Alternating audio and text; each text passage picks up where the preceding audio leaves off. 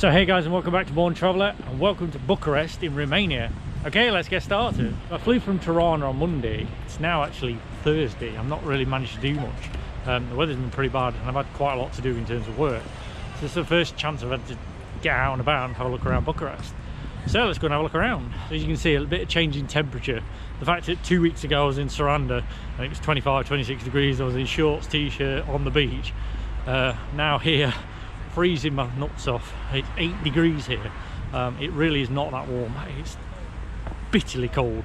And my plan was to be here for a week, do some shopping for like European clothes, just get a few bits that I couldn't get in the Balkans, and then fly to Thailand. However, everything's gone wrong. I've transferred some money between my bank accounts, and the money's disappeared, and that's quite a lot of money that I was going to use for the flight. So I might actually be stuck here now in Romania for a month until I get paid again, until I can fly to Thailand, or that money turns up. And so we're going to have a look around as much of Bucharest as we can. I'm going to talk about things I've bought and things, main reason I came here. But obviously we're going to have a look around Romania. So the first thing I wanted to do was buy a backpack, and I've bought a backpack which I'm going to do a review on. I will show you guys my new backpack. My first impression of Romania is it's a very developing country. It's developing very quick. Since joining the European Union, things like here are becoming very, very modern. It's about to join the Schengen area apparently, so it'll be part of the no passport zone of Europe, which means you'll be able to drive from Romania to Germany or Holland without ever having any checks at all. At the moment there are border checks. So the first thing I want to go and look at is the Presidential Palace, which apparently is the second largest building on the planet after the Pentagon in America. So that's where we're walking now, so let's go. So as you can see, Bucharest is quite a modern city. They're doing it up. There are electric scooters you can hire, there are bicycles you can hire. It's very easy to get around the city. I'd say the only thing you've got to consider is the weather. At the moment it's dry but not warm, so apart from that it's pretty good. It still has the Balkans feel though. They've got similar kind of food to like Albania, but obviously it is different. But we're gonna get, I think before I go to the palace I might get some food actually. I've not had a coffee or anything yet, so let's get some food. So for a slice of pizza it's just about $1.50, and then for like pastries it's only $1. Right, so I got some kind of meat pastry and coffee, a large coffee. Now the coffee was about $2, the pastry was literally less than $1, about 75 cents. So breakfast really is about $3, so pretty good. What I've learned about when you travel is you can't be picky about food.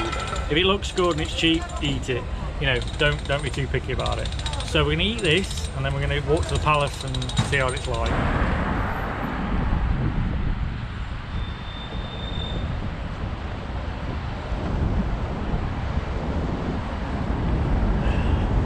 Yeah, that pasty was pretty good. It was more like a mince pie, to be honest. It didn't have meat in it, I don't think. It was more like a mince pie.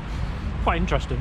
I've only been here 4 days, but my take is that the rent for your accommodation, unless you get lucky, is quite expensive, about 200 a week in Bucharest.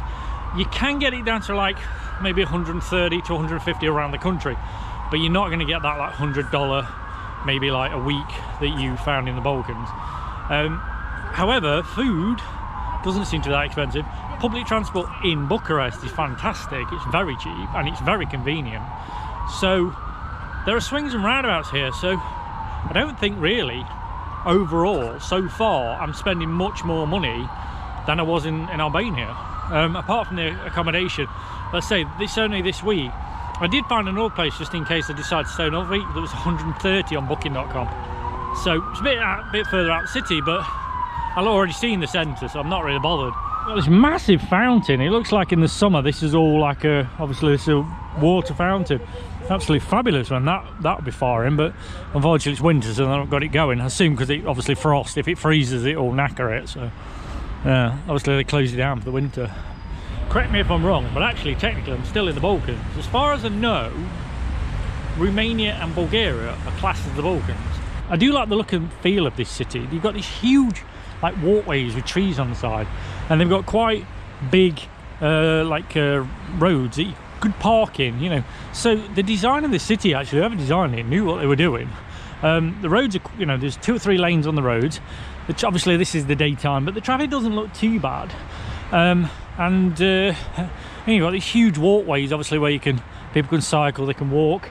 you know, and there's plenty of parking. So I'm quite impressed, Bucharest. Whoever designed, well, this part of the city really knew what they were doing. Obviously, like all Eastern European countries, they suffer with migration from the country. At the moment, I mean, maybe it's got better now, but a lot of Romanians, you know, moved to the UK and Germany. So maybe they come back now, they've earned the money, but as far as I know, the population is still lower than obviously what it was in previous times. So if you're keeping up with the modern news, you might know of a certain person called Andrew Tate. He's an American born British guy who basically lives here in Bucharest. They're multi-millionaires, and over the summer he was the most Googled person on the planet. I won't go into too much detail about who he is and what he represents, but this is his hometown now. I don't really want to ask people about him. Do they know of him? You know, what do they think of him? But I'm a bit scared, really, because I don't want to get negative angry. I don't want to get punched, because I don't really know this guy's reputation in this town. The way he talks, like this town's his. So, and by the way, I didn't come here because of him or to see him or anything like that, or affiliate with him. I do think some of the things he says are good, other things he says are a bit bonkers, but you know, I've got mixed feelings about the guy. But I didn't come here for him or anything related. It was just that it was a cheap flight from Tirana and then to Thailand. So, and I was like, well, new country, Romania, let's go and have a look. But let me know what you think of him in the comments, guys. Do you think he's good? Do you think he's bad? I do agree with a lot of things he says, like get international, you know, have different bank accounts around the world, have different IDs. You know, I'm a digital nomad. I'm more of a global citizen now. I'm certainly, one of the things I'm looking at is getting more passports, getting more driving licenses, getting more bank accounts, diversifying my wealth around the world. Not that I'm not like him where I've got millions in the bank, but you know, diversify, why not? It does make sense. If you're a person who's from Europe or America or the UK and you think that like having just one British bank account and one passport is good in this day and age, think about what happened in COVID. Lockdowns, complete control over you. They can do what they want with you. But if you've got multiple IDs, multiple bank accounts, you can escape that kind of level of control, which I did. You know, this time last year I left. It was still in lockdown and I left to go to Egypt, which I don't regret. I was personally sick of the control that the government had over me. I've still only got one passport, but I plan to rectify that eventually. Wow, look at that, that's the presidential palace. Wow, that's quite impressive. So this is kind of assume the main square of Bucharest. They've got the Ferris wheel here you can take. I don't know if it looks like it's actually working. Maybe we'll come down here tonight. I'll bring my other camera and we'll maybe go on now and get some good views. Yeah, well, we'll see. Oh, it is actually working. Yeah, that might be worth doing. So here we get a better look at the palace. It's a little bit closer. So unfortunately it's quite dark today in terms of the weather, unfortunately, but yeah, it's pretty cool. I need to get across there, but how do you do that? Because there's no like path. Anyway, I think we can walk across here, but how do we get across there? I'm assuming somewhere there's a crossing, but where? I mean, there's no way you're getting across here as a pedestrian. But that traffic there is clear. But we're going to have to get lucky here. Well, actually, there might be an opportunity here. We go now. Probably breaking about 100 laws, Romanian laws, by crossing the road like this, but I don't really understand how else you're going to do it. Yeah, look at that. That is quite impressive. So I assume the building goes a long way back. We're going to have to walk around the outside of it. Just remember, this is the second biggest building in the world, which I find incredible myself, but yeah, so it must go a long way back, like football fields. I mean, the Pentagon, I've never been to Washington DC, but I assume the Pentagon is absolutely massive. So apparently you can go in there, but I can't seem to find the entrance. There is entrances, but it's just like obviously to the presidential bit where they're not going to let you in. I don't know, so we'll have a quick walk around, but obviously it's quite a big building. So yeah, it's big. Okay, so in the Lonely Planet we're talking about a museum. I just asked the security guard and he said it's closed until the 7th of December. So yeah, that's it. So we're not going to the Presidential Palace. So you've seen it, guys. Tick, bucket list, done. So there's a nice river that comes through the city. I mean, it's all concrete off, but it's quite clean actually. Lots of ducks, so you can't really sit by it. Some of the other things you can go to a church, a famous church. I think it's this one here. It's kind of built in like, well, Georgian style or, well, Macedonian style, what we saw, you know, there. So it's quite interesting.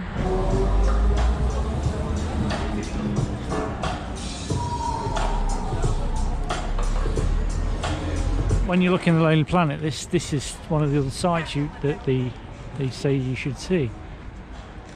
It's quite an interesting place. It's a very interesting building actually. I don't know what this is.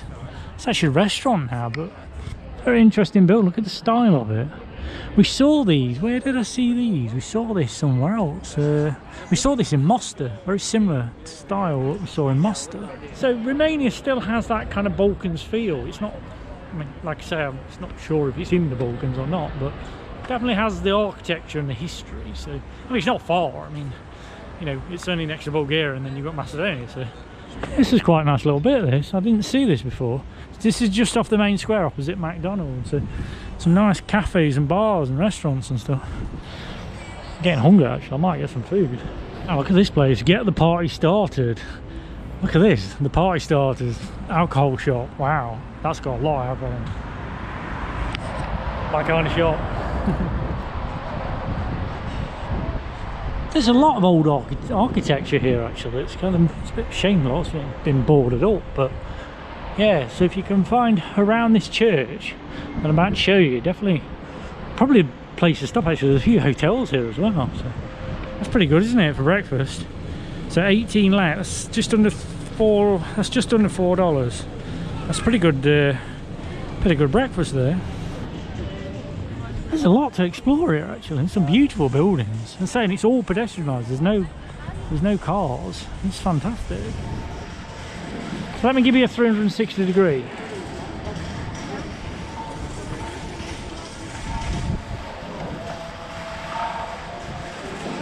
Oh, that's interesting as well. You can bring the scooters in here. Wow, that's pretty cool then. So if you want to really have a quick look round, you can just hire a scooter.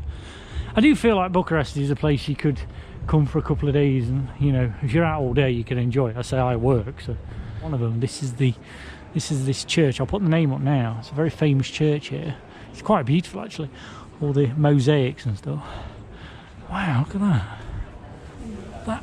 That language up here is really interesting.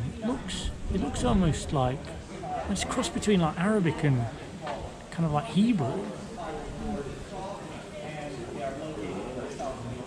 I can't decide what that language is. Actually, that could be Greek, I think. Maybe. It looks Greek, possibly. Very interesting. Look at all these mosaics, how old they are. I mean, we've seen this right through the Balkans, but the detail's very good. Very, very good indeed. I'm not sure what this is supposed to be. Look at that. Oh, maybe this is probably for a bell, I guess, maybe.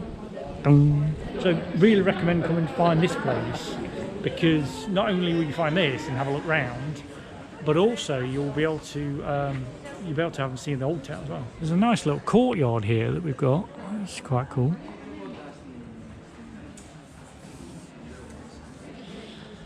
Now I'm guessing what this is. It does look like a sacrifice table when they like sacrifice a goat or something. I might be wrong. Maybe.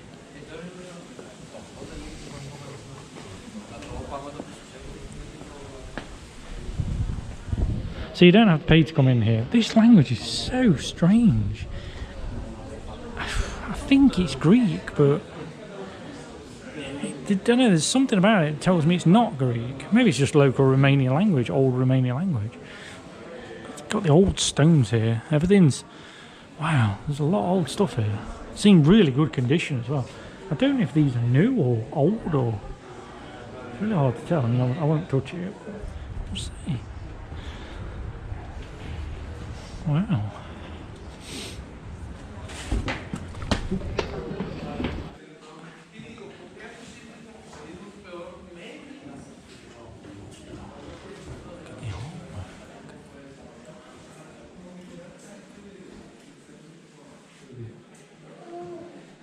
Wow, that is a lot of sense.